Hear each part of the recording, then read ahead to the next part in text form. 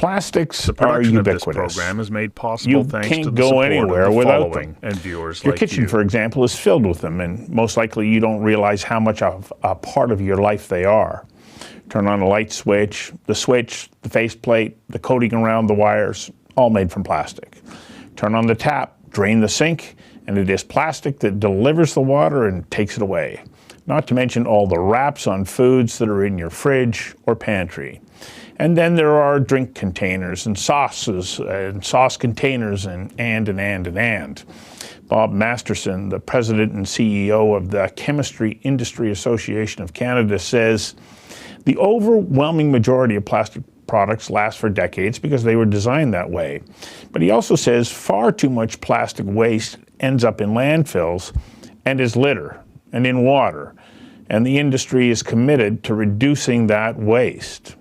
The Industry Association has launched a campaign working with producers, recyclers, and organizations that repurpose plastic called Save Plastic. Masterson says it's a call to action, a call for a meaningful change. He goes on to say almost $8 billion worth of plastic waste is sent to landfills, waste that can be recuperated. I invited Bob Masterson of the Chemistry Industry Association of Canada to join me for a conversation that matters about turning plastics into a renewable resource. Bob, welcome. Thank you, Stu. Pleased to be with you. This campaign that you have launched is a bold move.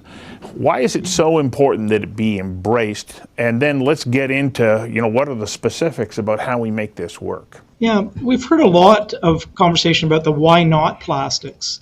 We haven't heard enough about the why, and you why plastics, and you talked about that a bit in your introduction. There's no question plastics has a very complex relationship with sustainability. On the one hand, the why not side, this material does end up often in landfill, and in some countries, especially in developing nations, you do find it in waterways, and that's completely unacceptable. The why plastic, we got to think about why is this in our life, and when we think about moving towards a more sustainable world, whether that's clean air, clean water, clean energy, safe, nutritious, abundant food, plastic's at the heart of that. You think of just one example, the movement towards the electric automobile, more plastic, lighter weight materials, more plastic resins to lightweight that vehicle to make it more efficient so the batteries can power it. That's just one example. So we want to have the conversation, complete the conversation. We also, very important, there's been a lot of negative information about recycling in recent months, suggesting to Canadians and others that recycling doesn't work. We say, yes, it can work under certain conditions, and British Columbia in particular is a leading example of what the rest of Canada can do, and we're seeing that being imitated now across the country. We don't think Canadians should give up hope on recycling. We think there's a way to capture that $8 billion of resource and return it to the economy. That's good for the economy, that's good for business. Okay, I'm going to bite. What are we doing here in British Columbia that makes you say it sets an example? Right. Well, the big switch in British Columbia happened around 2015 or 2016. And what happened was, and many people don't understand this today, the responsibility for the recycling system in British Columbia is no longer the municipalities. It's paid for, and when we're talking here about curbside recycling, it's paid for by the businesses that put the plastic, the paper, and the metal packaging into the economy.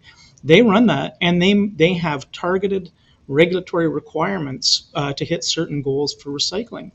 And what that means is rather than municipalities who are faced with an enormous number of issues, homelessness, opioid crisis, inflation, and everything else you can think of, they can't prioritize investment into recycling infrastructure.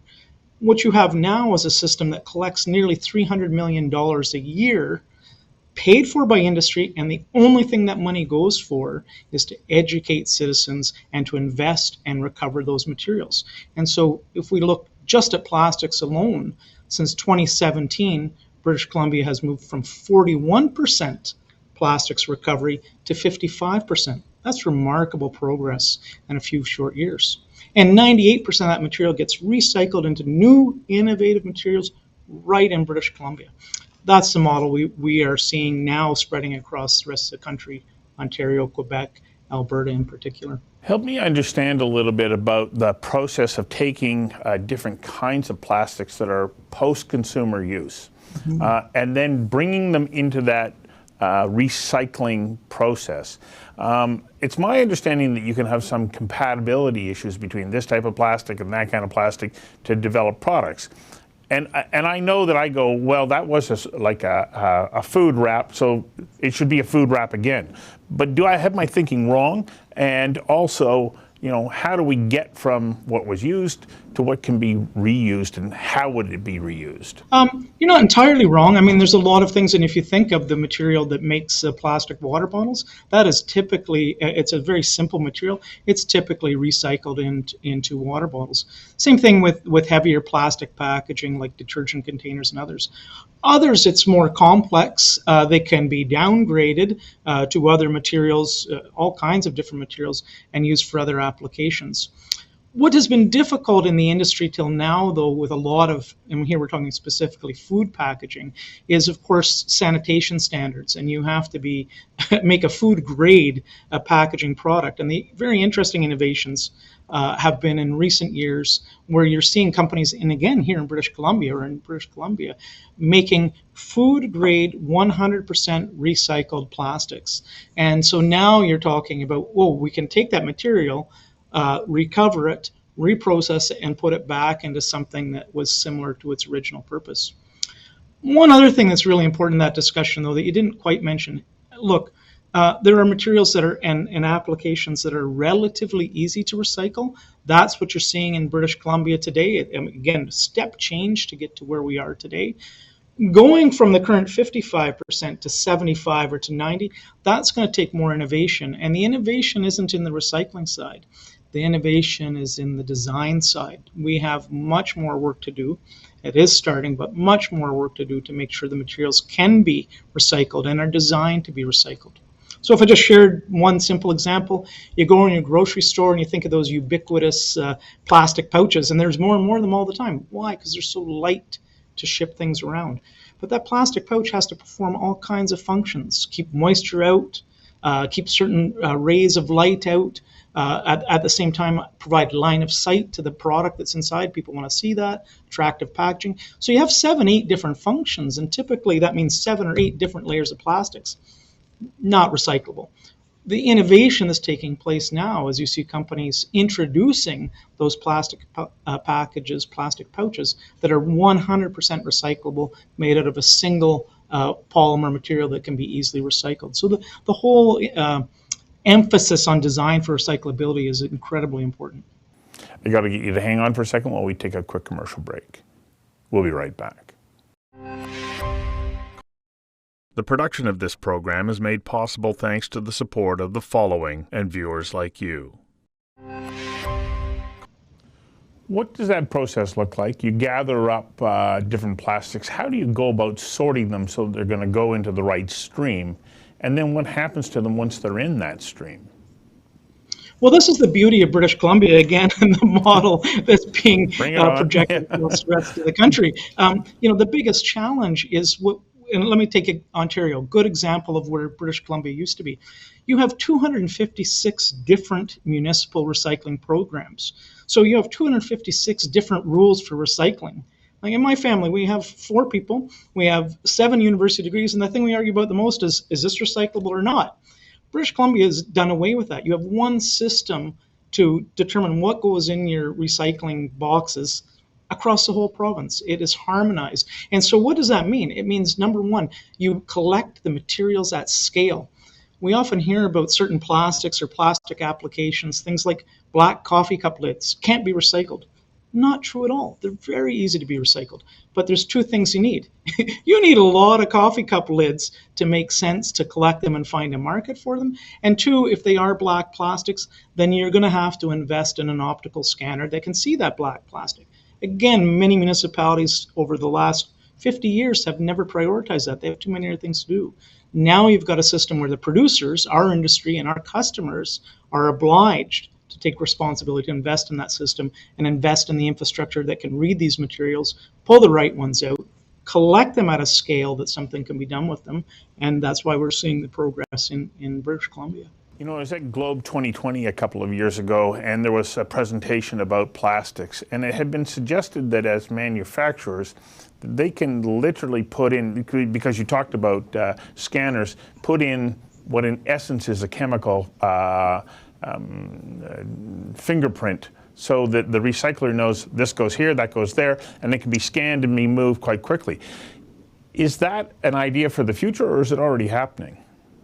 There's a couple of very interesting pilot projects taking place through various consortium of stakeholders in the plastics value chain right now. The one I'm most familiar with is in Quebec, and they would tell you they've improved the identification of the materials in the stream by 95% by allowing for that tracing to happen. And so it is an application. You'll see a lot more of that, and the use of artificial intelligence to track. It's also important because you start to think about, well, whose materials were these? And are they being recycled? So you can set yourself up as a very responsible producer to say, hey, I know where my materials are at any given time, and I can track how many times they've been recycled and for what purposes. So it's a very innovative technology. I wouldn't say it's widespread right now, but it looks like it's going to be very promising for the future. That idea of traceability, whether you're talking about paper from BC forests or you're talking about plastics, is a very novel and important concept. So, in looking at your website, I was somewhat amazed at the wide variety of uses or ways in which plastics then get repurposed. Can you give viewers a sense of the myriad of ways in which plastic can be used in a different application than its original, but provides great benefit in its new form?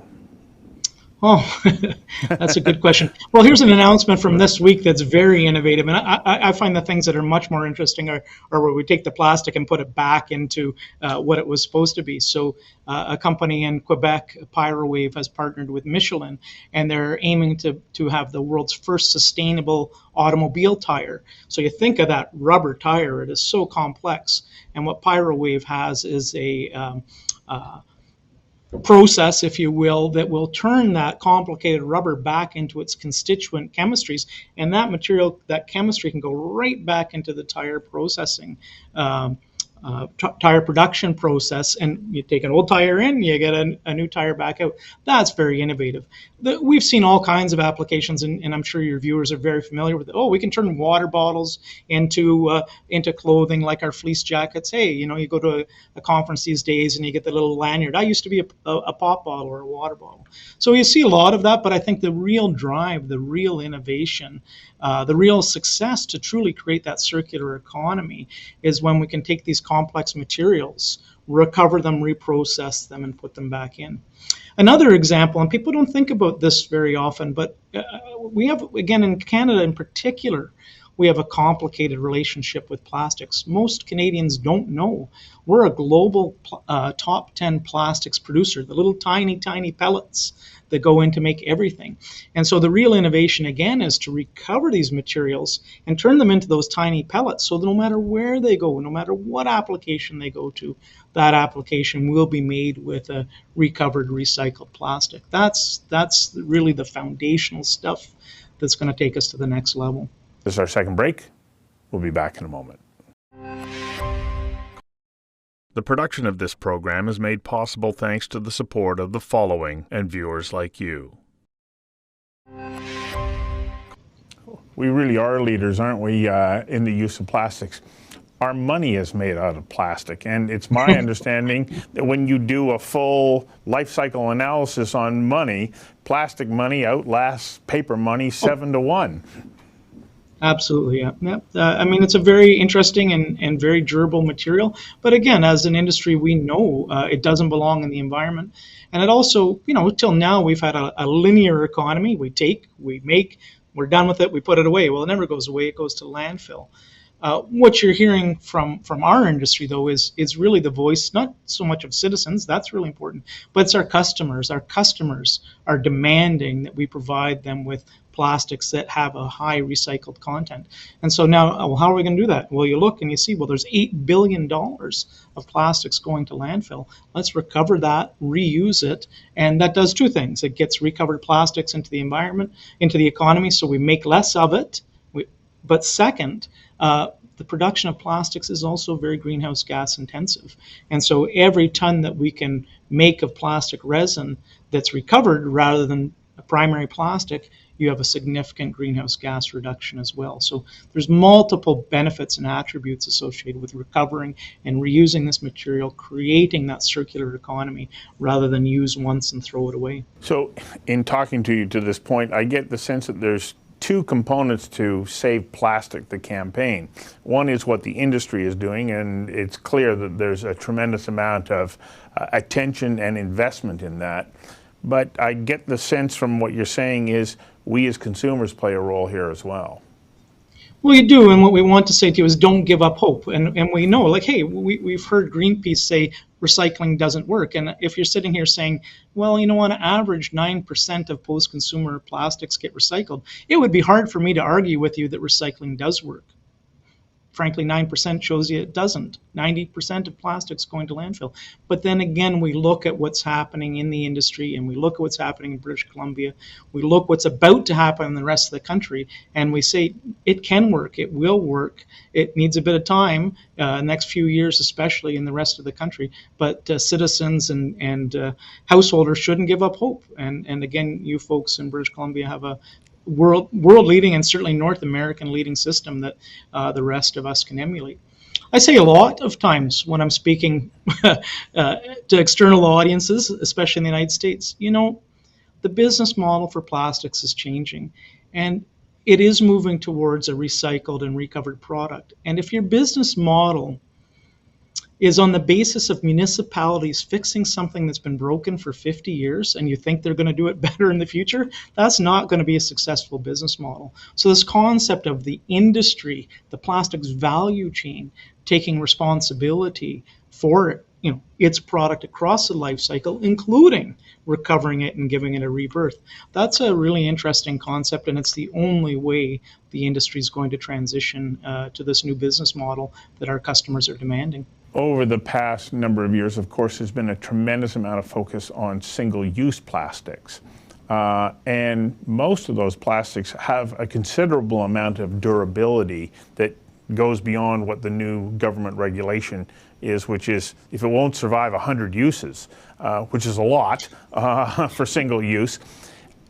Are there things that we can do with some of those items to make them move beyond that threshold so that we get the benefit of the product, we can reuse them and then repurpose them in a way that helps to also keep waste out of landfills and give consumers what in essence is the better product choice? Yeah, well, listen, we're as frustrated as many people over some of these bans, and you don't have to think about innovation. You look just at plastics bags themselves.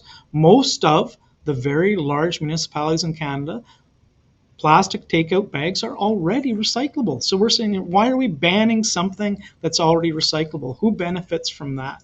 And then you ask the question, well, that test of how many uses is that applied to other materials, paper bags, for instance? So, what we want to do again is try to change that conversation. The federal government will ban plastic bags. We understand that, but we're heading down a road that if we're not thoughtful about this material, we will lose its benefits because that list is going to grow and grow. It's not going to be just 6 items. You're creating a perception amongst consumers that this is a bad material. It's a harmful material. It's added to the list of toxic substances. Well, it's not true. It's not a harmful material. It's a very important material. It is not being managed properly at end of life, and that's what has to change, and that can and that will change. Third and final break. We'll be right back. The production of this program is made possible thanks to the support of the following and viewers like you. I think you're absolutely right. I think that when people start to now think about plastics, they have this visceral response to it going, oh, plastics are bad, until you point out to them, well, hang on a second. If you're planning on going to the doctor or the hospital or to the medical lab or whatnot, anything that you're going to be coming in contact with that's going to help you have the best possible health outcome is made from plastic, and a lot of it is made from that oil source that people go, no, you can't have that from Alberta. Like, we do an extraordinary job here in Canada creating some of the highest grade medical products in plastic, and we don't want that to be jeopardized. I think COVID certainly was a wake-up call for some decision makers about the value of plastics when they realized that all those masks are made from different plastic materials. So that was important. But where I get uh, energized really is walking through a grocery store and having the conversation with people. Many people today, consumers will go in the grocery store and say, wow, blow my mind. Why is there so much plastic here? I say, that's a great question. Let's explore that. So you think about walking through the produce aisle. Why is everything wrapped in plastic? Well, there's two good reasons. One, purely sanitation. Every time I touch something like a grape or something, no one else wants to buy that, and it will very quickly spoil once the oils on our fingers have touched it. So you see many items where you don't get to pick through your grapes anymore. You pick up your net of grapes in a little plastic container, and off you go. So that's one reason. Just in the produce aisle, we're talking about sanitation, food preservation. But then when you go down the other aisles, and again, you come back to every time you go in, you're going to see more and more foodstuffs in these plastic pouches, despite this anti-plastic agenda. And the reality is, they're so lightweight, they're so easy to transport products around. It's the environmentally responsible choice in a time when we have significant concerns about greenhouse gases and the emissions associated with moving product around. So it's always important that people ask the question, why is this here? The grocery stores are not in the business of making decisions on materials in their store just to prop up the plastics industry. Believe me, they have a good reason for doing what they're doing, and it's to save the consumer money and to make sure their own environmental impacts are as low as possible. And that's why you're seeing so much plastic in the grocery stores. Well, and when those products are wrapped in plastic or packaged in plastic, the total weight of the container drops significantly, which then has an impact on transportation and the carbon footprint of the delivery of that product. I know I sound like I'm singing off the same song sheet as you are, but I go, well, if not plastic, then what? Paper bags are a poor replacement environmentally for plastic grocery bags. And if we make those same kind of choices going forward in other areas, then what are we going to wind up with? Yeah, exactly. I think, again, though, the challenge for the industry is it's not just this is better, use this. It's this is better, and the and is it's designed to be recyclable, it is recovered, and it is recycled. And the honest answer is there's still many items in your grocery store that are packaged in plastic that aren't yet made of recycled and recoverable materials. But again, you're starting to see that change, and companies that are making products in a recyclable stand-up pouch, that's proudly labeled on there, and it will drive consumer choices over time. I'm certain of it. Well, I think you're right to start this conversation. I think the initiative is right. It's one that's going to take some time, but I applaud you for saying, let's look at the way that we can realize the benefits of plastics and then diminish what any of the negative elements around the environment might be. Thank you very much for your time today.